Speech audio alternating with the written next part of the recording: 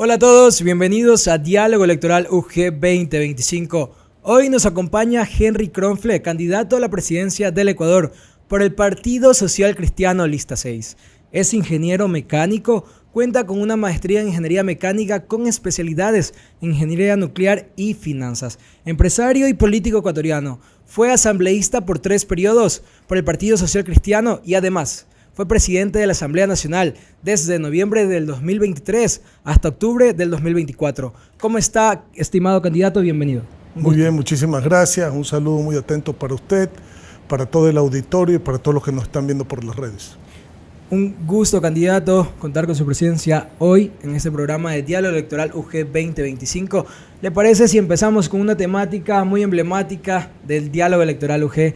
Se llama el sombrero de la verdad, ¿ok? Por eso que tenemos aquí un sombrero de paja toquilla, un emblema de nuestra costa ecuatoriana y de nuestro país en general. ¿Consiste en qué? Que vamos a tener un espacio para conocer el lado humano, ese lado muy aparte al lado político de Henry Kronfle que estamos conociendo actualmente. Y se consiste en que usted se va a colocar el sombrero, así que le voy a hacer la entrega del sombrero. Perfecto. Ya, vamos a tener un espacio donde le vamos a realizar preguntas y usted con su mano derecha me va a ayudar a hacer un juramento que va a decir la verdad y nada más que la verdad. ¿De acuerdo? De acuerdo. Ok, entonces me ayuda con su mano derecha, por favor. Henry Kronfle, candidato a la presidencia por el Partido Social Cristiano Lista 6. ¿Jura decir la verdad y nada más que la verdad en este espacio? Lo juro. Ok, ahora sí puede bajar la mano, candidato. Y vamos a empezar. ¿Y me quedo con el sombrero? Sí, con el sombrero. Ah, ok. Hasta aquí. Está bien. Ese es el sombrero de la verdad, por eso el cemento es el sombrero de la verdad. Ok, ¿qué quería hacer cuando era niño?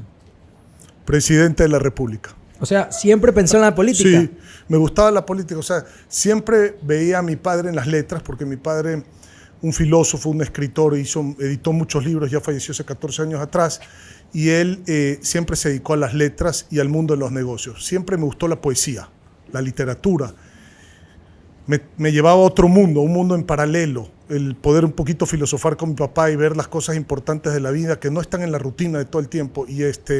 Pero siempre me gustó la política. Cuando veía discursos y cosas políticas siempre me decía, me gustaría ser presidente algún día. Candidato, entonces usted sigue el legado de su padre. Él fue su inspiración para estar en el mundo empresarial y en el mundo político. A ver, no, mi papá nunca fue político, fue mi inspiración en el sentido de la parte humana. Mi papá era un humanista, un hombre que se preocupaba mucho por la gente, un hombre que le dolía a él lo que le dolía a la gente que él conocía, con la gente que interactuaba, que me enseñó que no toda la vida era el dinero. Eso es muy importante, que los valores, los principios, por ejemplo, que mi palabra vale más que mi firma, que lo ajeno había que cuidarlo más que lo propio justamente porque no es tuyo y con lo tuyo tú puedes hacer lo que quieras, pero con lo ajeno no. Me enseñó que nunca claudique en mis principios, en mis valores por ninguna presión o por ninguna coyuntura. Y como sabía que me gustaba la política, me decía, y peor por presiones políticas, y me decía, siempre lleva a Dios en tu corazón, haz el bien sin mirar a quién, llama al prójimo como a ti mismo. Esos son los valores y los principios que me enseñó mi padre y que los ha aplicado a lo largo de toda mi vida. Valores y principios fue lo primordial del legado de su padre. Es muy importante, ¿okay? Y Dios también. Sí. Candidato, si una persona con la que no usted puede coincidir o no tiene una buena relación, lo invita a comer, ¿iría o prefiere mantenerse alejado? Si no es delincuente, sí voy. Que hay ya cualquier cantidad de delincuentes ahora y además que actúan en la política. Así que, claro, a mí yo respeto las diferencias de criterio. Si algo supe hacer en la Asamblea Nacional fue darle gobernabilidad al país en el sentido de que procuramos coincidencia, pero aún más nos teníamos que respetar las diferencias, porque si no eso hubiera sido un caos en una estructura horizontal donde convergen todas las ideologías políticas en el país y creo que se le dio la estabilidad al país. A eso yo estoy acostumbrado, a hablar con todos, con delincuentes no hablo. Listo, candidato. Si tuviera que trabajar como influencer, ¿qué tipo de contenido usted realizaría? Bad Bunny. ¿Por qué? ¿Le gusta? Porque me gusta Bad Bunny. ¿Qué canción le gusta? ¿Qué álbum de Bad Bunny? Recordemos que recientemente. Es mi canción favorita. ¿Cuál? De Bad Bunny. Neverita. Neverita. Como usted no se la sabe y es joven. Un poco. Bueno. Un poco. ¿Puede cantarnos un poquito de Neverita? A ver. Yo estoy puesto para ti y tú te me quitas. Diablo, que piquete la chamaquita. Un fuerte aplauso para nuestro querido candidato. Para que vea que somos contemporáneos con los jóvenes, con usted, querido candidato. A ver, tengo 3 hijos, varones. El mayor tiene 27, va a cumplir 28 ahora. Tengo uno de 25 y uno de 19. Y en el viaje de graduación de mi hijo con el colegio del menor, del 19 años, estaba de moda el álbum de Bad Bunny, Neverita, y hubo un viaje de la escuela. Y entonces comencé a oír Bad Bunny, Dios mío, dije, o me tiene que gustar esto o me voy a volver loco. Tenía que tomar una decisión. O me gusta escuchar be, o me voy a volver loco. Entonces decidí no solo escuchar, cantar be, y listo. Y ahora con Ahora el me último gusta. álbum, ahora el último álbum. Está bueno. Sí, Pero salsita. todavía no me la sé. Ya no me pongas a cantar. Okay. Candidato, ¿usted cómo reacciona cuando ve un meme acerca suyo? Me da risa. Yo en esas cosas a mí me da risa. Es que es parte de la política, es parte del quehacer diario. O sea, la política no puede ser solamente seriedad, digamos, de aspecto. Claro, seriedad en propuesta pública sí, porque el arte de la política es transformar para bien la vida de la gente, no es para mal. Y eso es lo que hay que cambiar. Déjame decirte una cosa que es súper importante con la pregunta que me acabas de hacer. Okay. ¿Por qué entré a la política siendo empresario? Si yo era empresario, gracias a Dios he tenido éxito en mi vida empresarial. ¿Y por qué decidí entrar a la política? Porque cuando era presidente de los gremios, yo fui presidente de los empresarios de este país muchos años, fui el presidente del Comité Empresarial Ecuatoriano y de la Asociación de Industriales de Latinoamérica. Yo fui el presidente de los industriales, no solo del país, sino del continente. Cuando iba a hablar con el mundo político, le decía, señores, esto es lo que necesita el país para generar empleo. Parecía de verdad que estaba hablando con la pared. Era una cosa que nadie entendía nada, como que si yo estaba en Marte y era una cosa de locos. Me di cuenta que si no entras a la política, no puedes cambiar la política. Entonces tuve que como empresario entrar en la política para tratar de cambiar a la política desde adentro. Desde afuera no se cambia la política. Y eso le digo, y si a ti te gustan las comunicaciones, la comunicación social, y si mañana decides ser periodista o investigador, no van a poder cambiar la política y el país desde la prensa. Eso es mentira. Pueden influenciar en la opinión publicada, pero la opinión pública necesita políticas públicas muy claras y solo se puede hacer eso desde la política. Candidato, tuvo un meme que usted fue el preferido el que le sacó más risa. ¿A quién? A usted.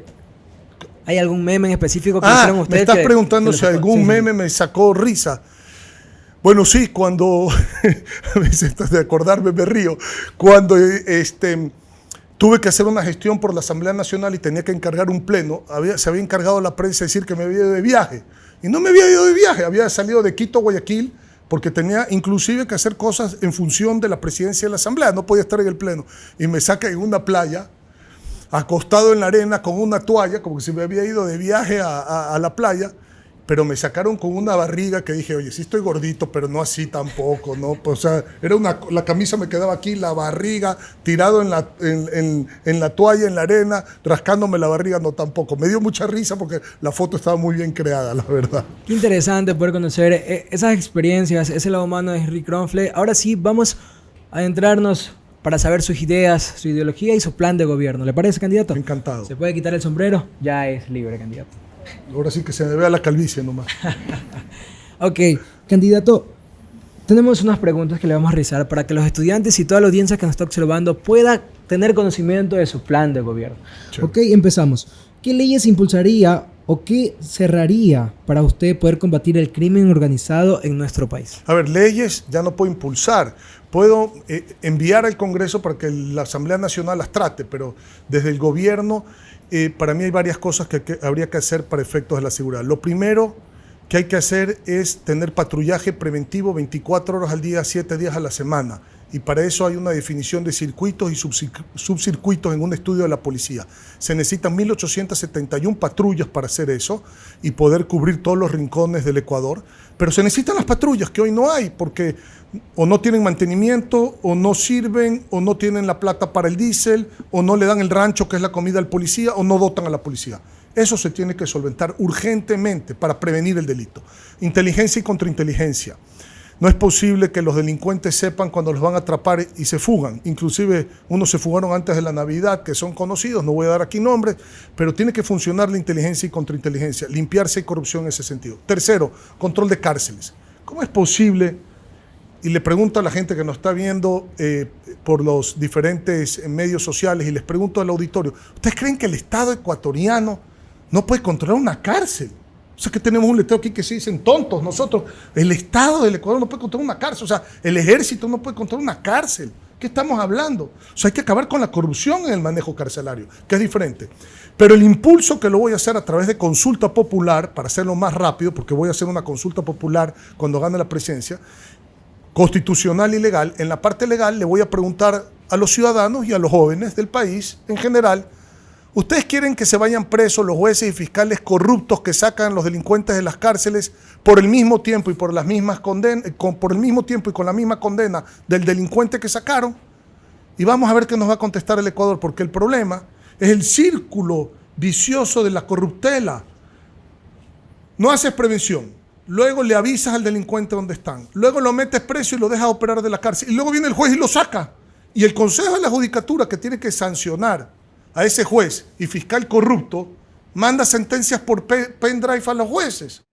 Entonces, este país tiene que cambiar en esto, si no, esto nunca va a funcionar, y el costo se va aumentando en ese ciclo, porque ya sacar a un delincuente de la cárcel con una sentencia judicial, pasaste por todos los demás costos para que el efecto sea cero, que el delincuente pueda estar libre y los ciudadanos de bien tras las rejas, cada día más enrejados en nuestras casas, cada día con más miedo, cada día con terror. Eso no puede continuar. Candidato, en su plan de gobierno habla sobre la politización de la seguridad a nivel nacional. Pero por supuesto que eso hay que cambiar, por eso yo presenté la ley orgánica de la policía, la LOPOL. ¿Qué es lo que dice esa ley? Autonomía en la estructura financiera de la policía. Los puestos más bajos, cuando recién entra el cadete, el que va a operar recién por primera vez a la policía, ese tiempo tiene que ser más grande y no al revés, que el tiempo cuando están escalando de teniente coronel a coronel sea más grande, porque ese tiempo es el que tienen más fuerza, están más jóvenes, tienen la vitalidad. Y el otro tiempo, claro, tienen que mantener pruebas físicas y todo, pero pueden ir escalando más rápido cuando están más arriba. ¿Qué pasa cuando llegan a ser generales? Viene un ministro del Interior y decide quién es el que va a ser el comandante general de la policía, porque es el que le promete al ministro, el que tiene afinidad política con el ministro de turno. Entonces la carrera policial de 20, 25, 30 años se ve truncada por la decisión política del ministro de turno en vez de respetar la antigüedad. Eso a mí no me parece. Entonces hay que cambiar la parte administrativa. La policía no es más policía, más seguridad. Aquí hay una equivocación. Hay que pagarle mejor a la policía de los que tenemos y dotarla de tecnología y de las herramientas a la policía. Tiene que funcionar el hospital de la policía. Hoy el hospital de la policía está abierto para que cualquiera se atienda y los únicos que no tienen cita son los propios policías en el hospital de la policía.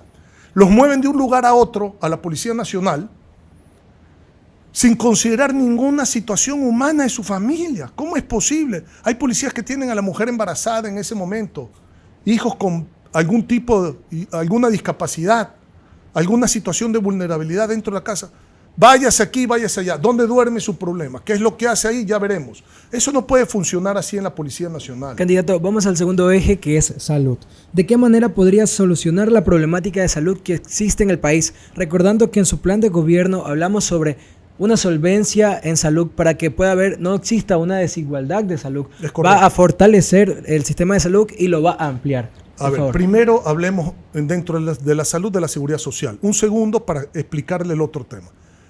Presenté el proyecto de ley en la Asamblea Nacional, respaldado por la bancada de las 6 y aliados, en donde prohibíamos que le siga metiendo la mano el gobierno para financiar los salarios de la burocracia a través de los fondos de la seguridad social, porque ese fondo es privado, es de los trabajadores, no es del gobierno. Ese proyecto que se aprobó en la Asamblea lo vetó totalmente el gobierno. Es decir, este gobierno vetó ese proyecto para darnos a entender que le va a seguir metiendo la mano a los fondos de la seguridad social cuando la seguridad social necesita su plata para operar. Primer problema. Segundo problema, ¿por qué decide el gobierno sobre la seguridad social? El presidente del directorio es el delegado del gobierno. Si aunque sean servidores públicos, lo que aporta son dinero privado. Entonces, para mí, las manos del directorio de las decisiones de la seguridad social tienen que estar en los trabajadores, no en las manos del gobierno. Ahora, vamos al sistema de salud pública. Cuando tú recorres el país, hoy no hay dializadora funcionando. Los hospitales oncológicos no les paga el gobierno. Los hospitales de la Junta no les paga el gobierno, ya no pueden atender más gente. Los hospitales del Ministerio de Salud Pública totalmente desabastecidos, no hay equipos. He llegado a ver hospitales con 4 quirófanos, con 4 medidores de luz. Un medidor de luz por quirófano.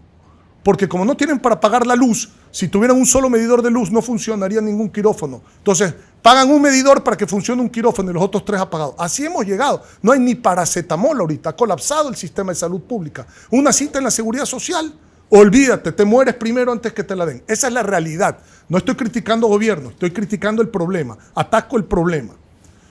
¿Cómo se resuelve esto? ¿Cómo se resuelve? Desde que salga electo presidente hasta que me posesione la Asamblea Nacional, me siento con todos los operadores privados de salud del país. ¿Cuánto les debe el gobierno? Nos debe tanto. Bueno, este es el plan de pago a partir de mi primer día de gobierno en adelante, porque esa deuda yo no la ocasioné, pero así la voy a pagar porque es la deuda del Estado y hay que respetarla. Pero de ahora en adelante se va a pagar puntual. ¿Cómo lo puedo pagar? Lo puedo pagar en certificados de la tesorería, bonos internos de deuda que pueden ser negociables en las condiciones del bono en el mercado de valores para poder financiar ese bono con dinero del mercado de valores, que es dinero privado. La gente va a ese hospital privado, se atiende, hay un tarifario estructurado, no lo que se le dé la gana cobrar al hospital privado, en mutuo acuerdo a través de un contrato, y ese tarifario se respeta y se le entrega la medicina. Y las farmacias del Ecuador son parte de la cadena de esa estructura para evitar la compra de medicinas desde el Estado, que ¿saben lo que hacen? Se van a sorprender lo que hacen, chicos. Compran la medicina con 1 mes o 2 meses antes de caducarse. La compran como que si fuera el precio de la medicina que dura 6 años. Y como se caduca antes de que las puedan usar, las botan. Y pagaron precios de gallina con peste y las pasan como que si pagaron precios de medicina normal. Y por eso no hay medicina en el país. Robo, hablemos claro. Entonces eso se acaba. Puedes ir tú como privado a curarte donde un privado pagado por el gobierno con la medicina. Y entonces vamos a reestructurar el sistema de salud pública. Mientras podamos arreglar ese tema, vamos a ir con esta emergencia en la salud. ¿Creería usted y podría usted poner a producir a toda la industria médica, químico-farmacéutica del país para que podamos tener medicinas en una escasez? Déjame explicarte algo. Recuerden que yo vengo del sector privado, recuerden que yo fui el presidente de los empresarios de este país, recuerden, yo sí conozco el tejido productivo del Ecuador. Y tengo 8 años, tuve 8 años en la Asamblea Nacional y fui presidente de la Asamblea Nacional. Conozco el tejido social del Ecuador. Si hay una persona que sabe cómo empatar el tejido productivo con el tejido social en este país, se llama Henry Kronfeld. No porque yo sea un genio, es que ya tengo años de experiencia en esto. Entonces, yo sí sé lo que tienen que hacer los laboratorios privados en el Ecuador, cómo regularlos para que no hayan abusos también, y cómo poder tener medicinas en el país para poder atender a la gente. Mira, si hoy tú tienes un familiar, y a lo mejor muchos de ustedes aquí en el auditorio y la gente que nos está viendo, tiene un familiar que necesita una diálisis. ¿Sabes lo que le decían a la gente? Ya no le vamos a hacer 3 diálisis a la semana, ahora le vamos a hacer 2, para que ahí sobreviva, para que no se muera. Imagínate, contaminando el resto de los órganos por la falta de diálisis. Si tú tienes una enfermedad catastrófica oncológica, es decir, un cáncer en el Ecuador, las medicinas del cáncer son extremadamente caras. Es que discúlpenme que se lo diga, hasta las personas más pudientes tenemos un seguro para cubrir esas medicinas porque no hay plata que alcance para un cáncer. Entonces, ¿cómo es posible que no haya ni siquiera esa medicina? ¿Cómo es posible que no haya atención? ¿Cómo es posible que una persona de la tercera edad en este país, que está con diabetes, porque hay enfermedades catastróficas no contagiosas, la diabetes, la hipertensión, etcétera, no puede atenderse de un cáncer o de una enfermedad catastrófica no contagiosa porque no hay la medicina, porque el Estado no tiene nada? El sistema de salud, el sistema de educación, la seguridad y la obra pública están en cero en el Ecuador, en cero. ¿Y cuál es la razón de ser de un gobierno? Salud, educación, seguridad y obra pública. O sea, la razón de ser del gobierno se ha perdido. ¿Y qué es lo que ha hecho el gobierno? Subir impuestos, no sé, 30 reformas tributarias, endeudarse cada día más. Si ustedes revisan los números de deuda del Ecuador, de 1830 que se fundó la República al 2017, el saldo de la deuda del Ecuador era alrededor de 45.000 millones de dólares. Del 2017 al 2024, en 7 años, el saldo es 90.000. O sea, en 7 años nos endeudamos lo mismo que en 187 años previos de República. O sea, con esta fórmula de más impuestos y más deuda, no vamos a ningún lado. Por eso es que esto hay que cambiarlo radicalmente, se lo digo de verdad. Candidato, ¿y cuál sería su posición respecto al tema de las deudas?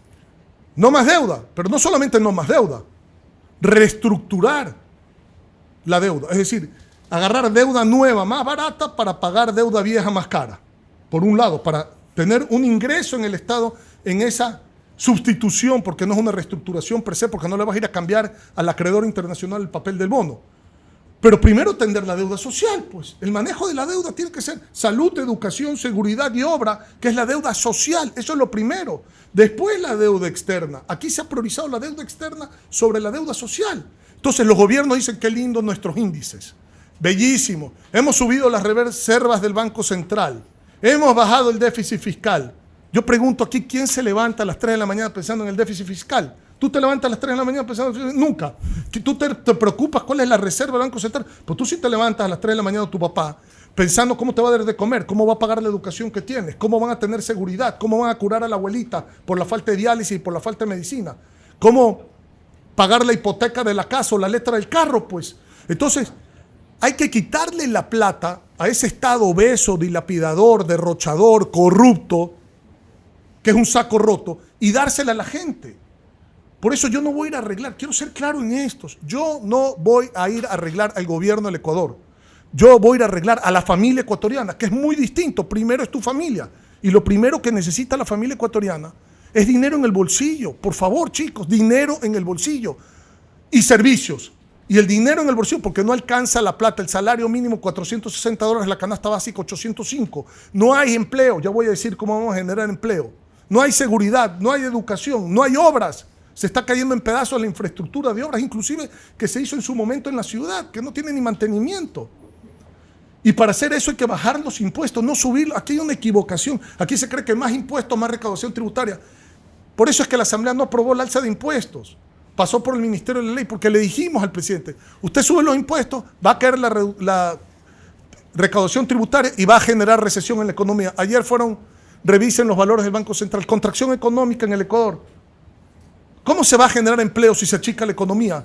Entonces, hay que bajar el impuesto. El IVA tiene que pasar del 15 al 13 por decreto y al 12 con un proyecto de ley económico urgente que lo va a presentar el primer día. Y lo va a llevar al 10. La canasta básica, ¿cómo es posible que lo que usamos todos los días pague 15% de IVA? Es impresentable. Jabón, champú, detergente, desodorante, pasta de dientes, papel higiénico, toalla sanitaria, todo paga 15% de IVA. Eso tiene que ir a cero IVA. El campo ecuatoriano, los agricultores, los ganaderos.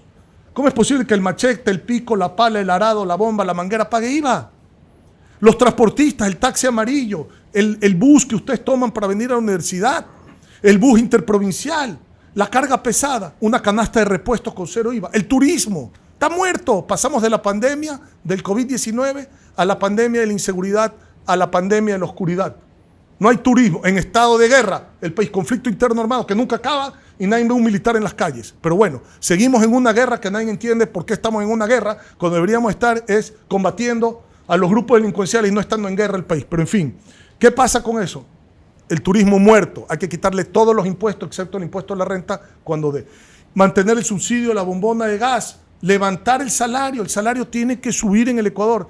Que las empresas no van a ser competitivas. Cuento. Yo he sido presidente de los empresarios. Tengo empresa.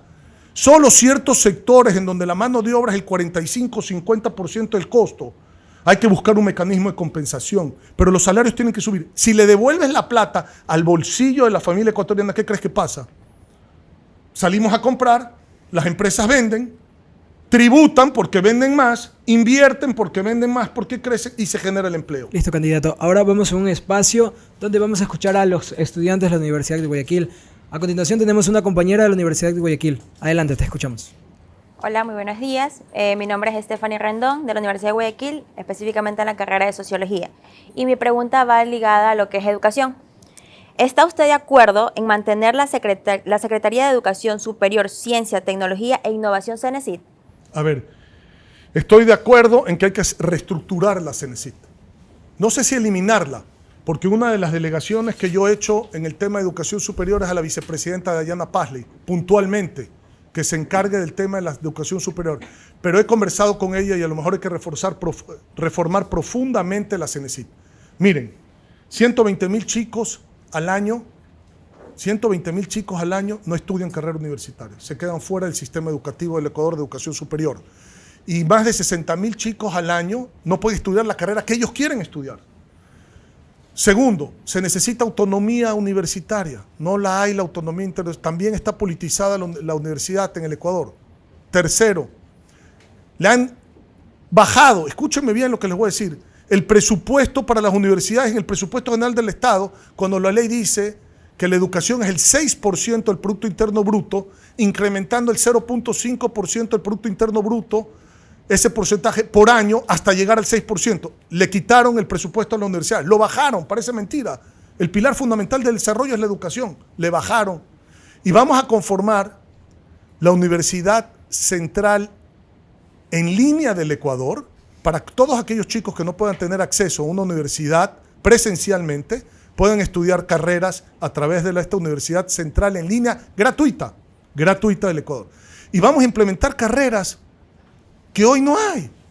Carreras en inteligencia artificial, carreras en programación específica, carreras, por ejemplo, en lo laboral de contratos inteligentes, temas que el mundo entero se está moviendo en eso, de conectividad para ser ciudades inteligentes, carreras específicas que necesita con la tecnología el mundo y que el Ecuador está rezagado desafortunadamente en ese sentido. Ahora tenemos a un compañero de la Universidad de Guayaquil que le va a realizar una pregunta. Adelante, te escuchamos. Como parte de mi pregunta, va un poco relacionado con la carrera. Esmeraldas está enfrentando una gran problemática portuaria. Entonces, me gustaría saber qué acciones concretas tomará su gobierno para solucionar la falta de dragado integral dentro del puerto de Esmeraldas. Y de qué manera usted piensa garantizar la competitividad internacional en el país. Ya, a ver, varias cosas. Conozco muy bien el problema del puerto de Esmeraldas. Necesita dragado, por supuesto, y eso tiene que ser un contrato de asociatividad público-privada a través de un concurso público nacional e internacional en donde el mejor oferente gana el dragado. Pero esa es una competencia que la tiene que hacer el gobierno central, porque el manejo de los puertos es del gobierno central. Esmeraldas tiene varios problemas. Y yo la pregunta no sé por qué específicamente, claro, ahí se necesita el dragado, pero hay que controlar las fronteras en el norte y en el sur del país, porque tenemos un problema de delincuencia tremenda también en el Ecuador. Tienes que militarizar la frontera norte, militarizar la frontera sur, quitar los pasos clandestinos, tener drones, controlar el transporte de la droga para capturar más droga en el transporte y entonces subir el costo del peaje para que vengan a transportar en otro país y controlar los mares.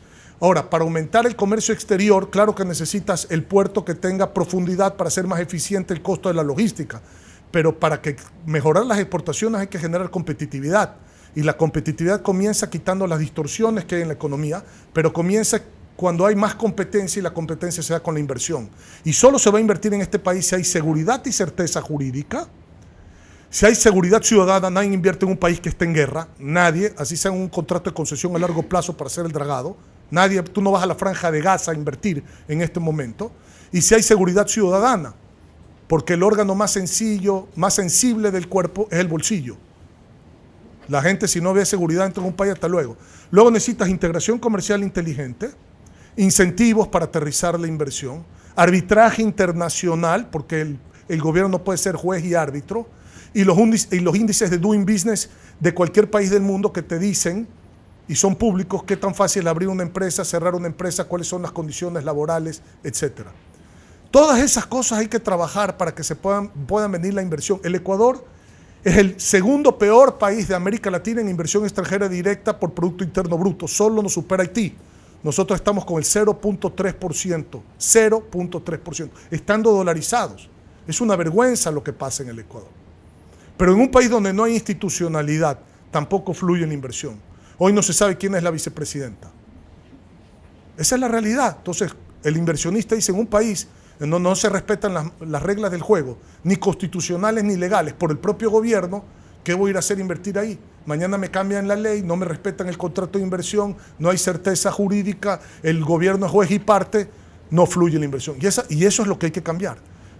Puntualmente, el dragado es un proyecto manejado por el gobierno central, en donde tiene que haber un contrato de asociatividad con la empresa privada, en donde lo que se procura es que pague el costo del dragado las propias navieras. ¿Y por qué te digo la propia naviera? Porque el buque, si tiene más profundidad el canal, va a poder transportar más contenedores. Entonces el costo fijo es el mismo, el costo variable baja totalmente porque puede transportar más. Esa baja puede hacer que, en vez de que sea el Estado el que pague el dragado, sea las compañías navieras. Así se hizo aquí en Guayaquil. En Guayaquil se hizo el dragado y el corte de los goles a través del pago de las propias navieras. No le costó un centavo a la ciudad.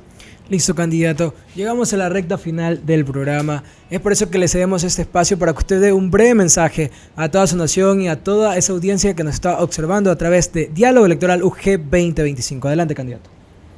Que para nosotros lo principal no es arreglar el gobierno. Para nosotros es primero tu familia. Y para que sea primero tu familia, tenemos que quitarle la plata a quien te quita tu plata, porque es tu plata, el gobierno, y ponerla en manos de la familia ecuatoriana, bajando impuestos, subiendo salario, manteniendo ciertos subsidios como el de la bombona de gas, recuperando el bono y aumentando las pensiones de jubilación. Así ustedes van a poder comprar más, las empresas vender más, invertir y generar empleo. Hay que volver la obra al Ecuador, y eso solo se hace reestructurando el presupuesto general del Estado para que no sea una hoja contable, sino un mecanismo de desarrollo, procurando por lo menos un 20% en obra pública, y desarrollamos empleo así de lo público. A los jóvenes hay que ayudarlos, no tienen crédito, hay que fomentar el crédito, la economía naranja, un fondo de $700 millones para que los jóvenes puedan emprender sin tener colateral en los bancos. Solo así, haciendo estos cambios profundos, vamos a poder cambiar este Ecuador que tenemos por el Ecuador que todos queremos, y volvamos a tener presidente. Eso es lo que le falta al Ecuador, volvamos a tener presidente. Muchísimas gracias, candidato, por compartirnos sus ideas y su plan de gobierno aquí en Diálogo Electoral UG 2025. Gracias a ustedes.